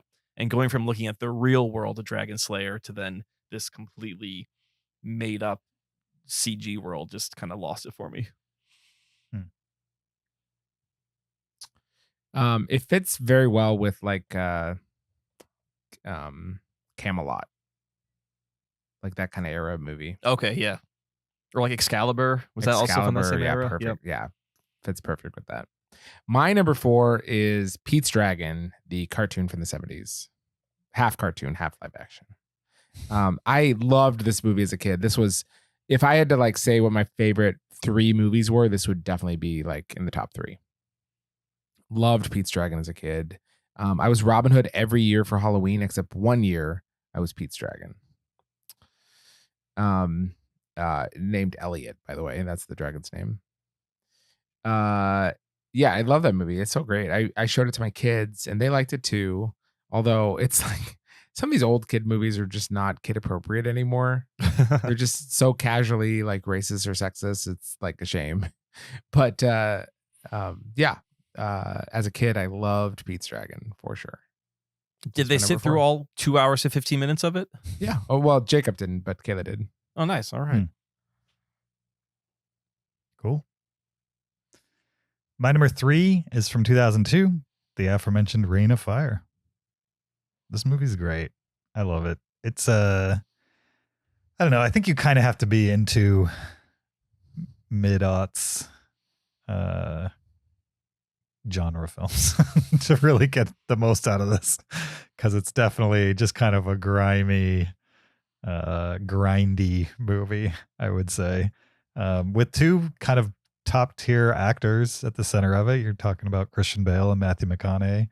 I remember at the time, Matthew McConaughey was in like a bunch of romance movies, right? And wasn't really thought of as an action star before this.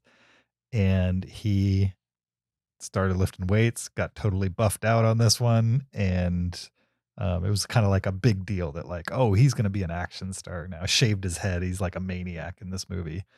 Totally different than what he had played prior. And it didn't really pan out that way, I would say. This movie came out and was generally ignored, I would say, for the most part. I think the people who are into those types of things definitely have caught up with it at this point, but hasn't really left a huge cultural mark on the film going, even the genre film going community. But I enjoy it. It's pretty campy and kind of reminds me of like, what if a Terminator movie, but with dragons type of thing. it helps that Christian Bale's in it, and this is like pre everybody loving Christian Bale, I would say, like pre Dark Knight Christian Bale, pre Batman, and you can definitely see like that Christian Bale in these movies. Like I could imagine when you're casting a movie like Batman Begins, you're trying to decide on who's going to be Batman. You could point to this as one of the movies where it's like, see, you could see it in there. It's in there. This guy can do it. Yeah, for sure. I really wish we got a sequel to this because I feel like it just starts to cook when the movie's over. And then maybe they ran out of money a little bit right in that final sequence. Feels like there's like a little unfinished business that they kind of had to trim the fat on in order to get the movie in on whatever budget it was on. But it feels like there's more in this universe that I would like to see explored. It kind of feels like the perfect HBO TV show. You know what I mean? Like an 8-episode series, yeah. Like an 8-episode TV show. Give it one season, see if it gets an audience, and then keep going. Because I feel like you could tell a bunch of mini stories and not have to have dragons constantly, but like in every episode, there's got to be something going on with the dragons. I could see it. Plus, post-apocalypse, super easy from a production perspective. Anyway, the weirdest thing about this movie is when I was in Paris in 2016 and I ended up going to Disneyland Paris, and they had this thing. They have not only Disneyland Paris, but they built a second park that's like basically Hollywood Studios like they have here. It used to be called MGM Studios here in Orlando. It's on Disney property. They built another one in France next to Disneyland Paris. And it's also called Hollywood Studios. And they had a tram tour, like a backlot tram tour, where they like simulate all these special effects that they don't really use in movies anymore because it's all CG. But whatever. There was only one movie that was a part of this tram tour. And for some reason, that movie was Reign of Fire. So it was really weird going through this backlot tram tour. And like in the lead up to getting on the ride, they have these videos that are like setting the premise of Reign of Fire. Here it is, 2016, 14 years after that movie came out and was long forgotten. And I was just like, is this movie huge in France? Because nobody knows about this movie in the US, or if they do, that, you know, they generally don't care about it. And then sure enough, like you're in the middle of the ride, all of a sudden there's a sequence in like, post-apocalypse London, and you got the dragons flying over above. And I was like, wow. I mean, this is the movie's legacy for sure. Hollywood Studios, France. By far, I bet more people saw and heard about that movie on that ride than actually saw it in a movie theater. I'm willing to bet. That's funny. Yep. Has since closed down. I just learned on Wikipedia. But Reign of Fire, my number 3. I'm disappointed I did not get to it. It seems like the perfect episode for this movie, but time, man. Sure. It's a flat circle, like Mr. McConaughey would say himself. Sure. Have you guys seen what he's up to these days? No. He did like a several hour infomercial on YouTube, live streamed, where he basically positioned himself as like a self-help guru. Oh, really? Yeah. It's pretty creepy, I would say. Like just way below what you would expect for like a 1-point A-list actor. I don't know. Oscar-winning actor. It's just felt very grifty, I would say, which I didn't love. That's too bad. Go ahead, hit us with your number 3, Kyle. All right, my number 3 is probably my favorite movie dragon, and this is Sleeping Beauty. Specifically, when Maleficent turns into a dragon at the end, and she's this enormous black dragon. She's breathing green fire amongst like a field of brambles. Prince Philip is fighting her with the Sword of Truth and the Shield of... You guys remember what the shield is called? Justice? Yeah, sure. The Shield of Justice. I don't know. I made that up. It's a really cool sequence. It's a rather violent and, strong action sequence in a Disney kids movie. Animated really well. And it's really cool. And when I think of movie dragons, this is oftentimes the first thing that comes to my mind. Maybe it should have been my number 1, but it's not my favorite movie on my list. But it's definitely my favorite movie dragon. Kyle, Shield this of is the Ver- second time on this list we've had the same movie at the same spot. All right. Sleeping Beauty, number 3. This movie's the art direction on this is so cool. It's I so love cool. the style of it. Yes. Yeah. Very cool style. And yeah, this dragon is pretty fearsome. And but yeah, I think this is a really, really great cartoon for sure. It's my The number Shield 3. of Virtue. Shield of Virtue, close. And the sword of Truth, probably, truth, right? Right? Yeah, sword of truth and shield of virtue. Okay. Not the sword of justice. My number 2 from 2014. How to Train Your Dragon 2. Oh, 2. Which I like all the How to Train Your Dragon movies, but if I have to pick one, I'll take the second one. Because most of second movies in series are the best ones. The first one's good too. Anyway, How to Train Your Dragon is a good series that surprised me. Like I the first movie came out, didn't care about it. Second movie came out, didn't care about it. Then the third movie got recommended to me by somebody I respect. And then I was like, well, I'm not going to start on the third movie. So I watched the first and I was like, man, why have I been sleeping on How to Train Your Dragon? This is really fun and well made. I think it's because it had the DreamWorks logo on it. And I was like a hardcore Pixar snob at the time. Mm-hmm. And there just weren't too many DreamWorks animated movies that really got me excited. And it was also the era of like, what's the Steve Carell movies where he's the voice of a character? Despicable Me. This is the Despicable Me era. And I was just like so tired of the DreamWorks formula and thought it was kind of dumb. But I think How to Train Your Dragon, the series, rises above all of that. I think this could have easily been a Pixar movie.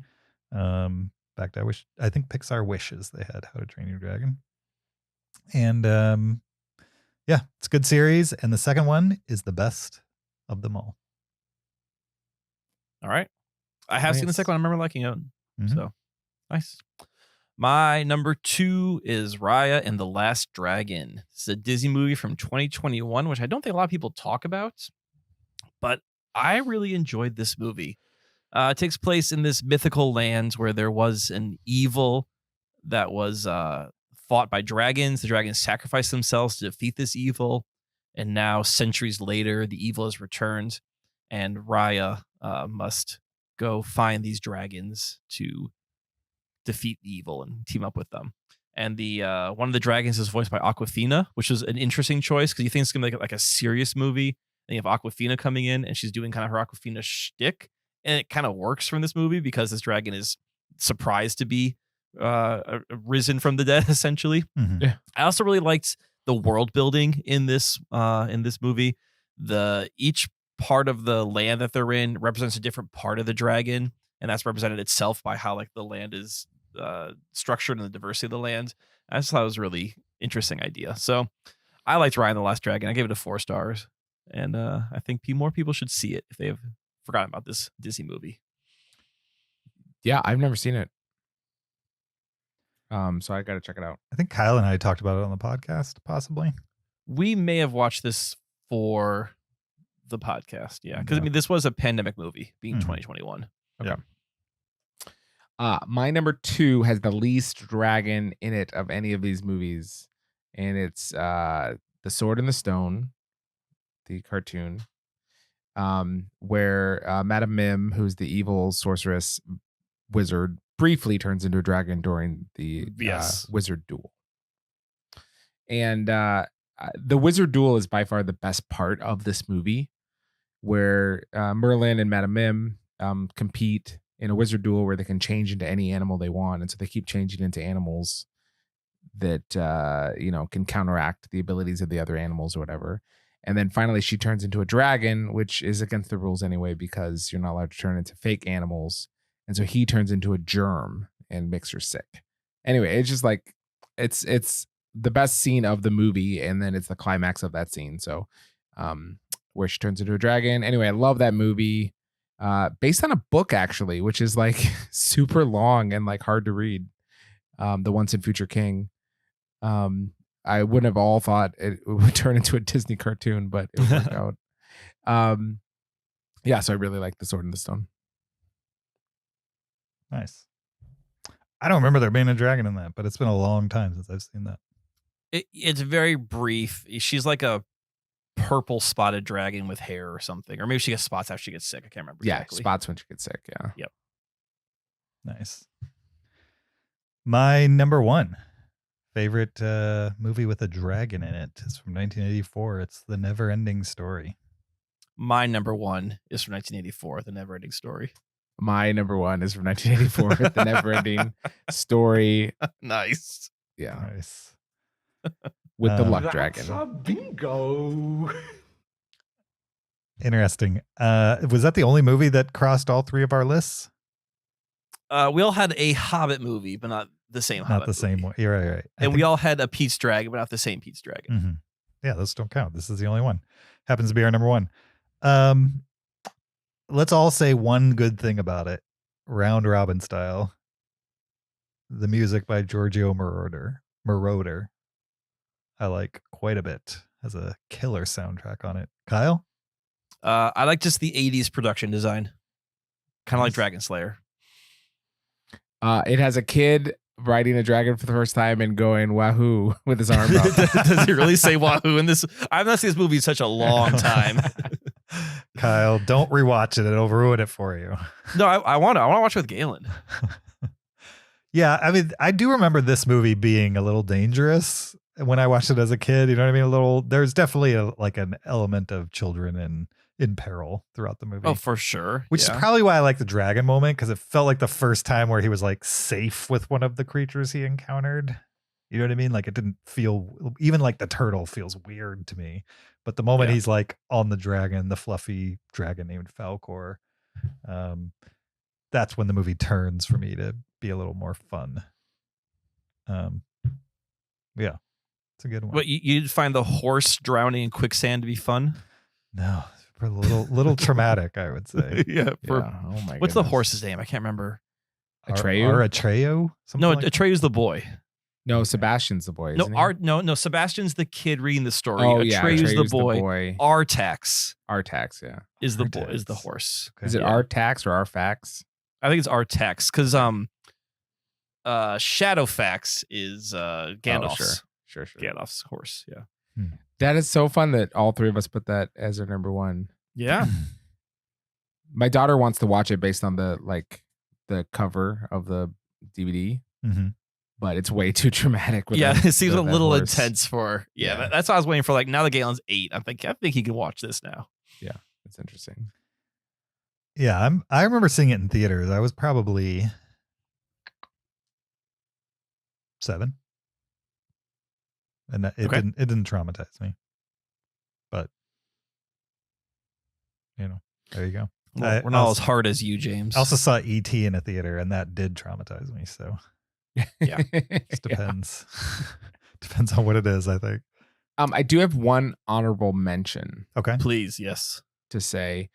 We got an email from a listener named Evelyn who wrote about a dragon movie that she liked quite a bit as a kid called The Dragon That Wasn't or Was He? And I tracked it down and I watched it this week. And so I wanted to mention that. Oh, yeah. Let's give a mini review. Totally. So it's a cartoon. I think it's actually the first I forget which it's some Nordic country, but it's like their first animated film from that country or whatever. Mm-hmm. But it's essentially this guy finds a dragon egg. His butler's very scared of dragons, but his master is not at all. The dragon egg hatches, and it's this adorable little dragon that he takes in as his ward, basically, as his member of his family. And anytime the dragon is stressed or has to take a bath, and it turns into a fearsome, huge dragon, and then it'll calm down again and turn back into the lovable dragon. And there's all these just side characters that this duck, I think he's called Mr. Waddles or something. And there's this fancy rooster named Chanticleer. Anyway, there's just a lot of really great side characters that are all fun. And And I love the butler. I think he's really funny. It's the exact type of movie that I would love as a kid for sure. I mean, obviously it's a kid's movie and it's an old kid's movie, but it's like in that animation style that I would have that I've watched tons of movies of and feel very comfortable with. And it's a really non-offensive story in the sense of like I'm gonna show it to my kids next pizza movie night on Friday, because I think they'll really have a fun time with it too. And yeah, so I really enjoyed it. Thank you for the recommendation. I don't even know, she didn't even suggest we watch it. She just asked if we had, which I had never I'd never heard of this movie, obviously, but I enjoyed the watch. So thanks for telling us about that movie. It's on YouTube actually, so anyone can go watch it if they want. It's called The Dragon That Wasn't or Was He. Cool. How long was it? Oh, it wasn't short. It was maybe an hour and 25 minutes. Okay, that's not Okay, but so on the short end of the feature length. Yeah, yeah, that's doable. Yeah. All right, that was our top 10 dragon movies and a discussion of Damsel on Netflix. Thank you for listening. We appreciate it. Don't forget there's a video version of this podcast on YouTube. Go check it out there. Search Cinereelists. Subscribe and watch while you listen. You could also find us on Patreon, patreon.com/Cinereelists. Support us there. Get extra after show audio, amongst other Cinerealist swag. You could also leave us an Apple podcast review. We'd appreciate that. 5 stars only. That would help out the show and be free and easy to do. You could also send us a listener email to heyguys@cinerealist.com. Send a comment, a question, a list suggestion, or a movie suggestion. Just as you heard Zach take a movie suggestion from a listener. That was via email, right? That person emailed? Yeah. Yep. Mm-hmm. Send us an email. Recommend a movie. One, if not 2 of us, will watch it at some point in time. No promises. But it will get watched in theory. Also, you can find us on social media on Twitter, Facebook, Instagram, or TikTok at Cinereelists. You can follow me on my personal Twitter, Blue Sky, or Letterboxd account at YoJRB. You can follow me on Twitter or Letterboxd at Shaubin. You can find me on Letterboxd at Peter SKB. We'll be back next week talking Roadhouse, both the 80s version and the soon to be released Amazon remake starring Jake Gyllenhaal. With both movies that none of us have seen. Yeah. We're going to do a little frame by frame comparison. It's going to be an 8-hour podcast of Roadhouse. I can't wait. Could you imagine we did a frame by frame comparison of a movie that's a remake of another movie? So like even the frames don't necessarily line up. Sure. Like, yeah, that sounds tedious. Let's do it. For sure. So we'll see you guys next week. Thanks for listening. We'll see you there. Until then, keep it cinereal.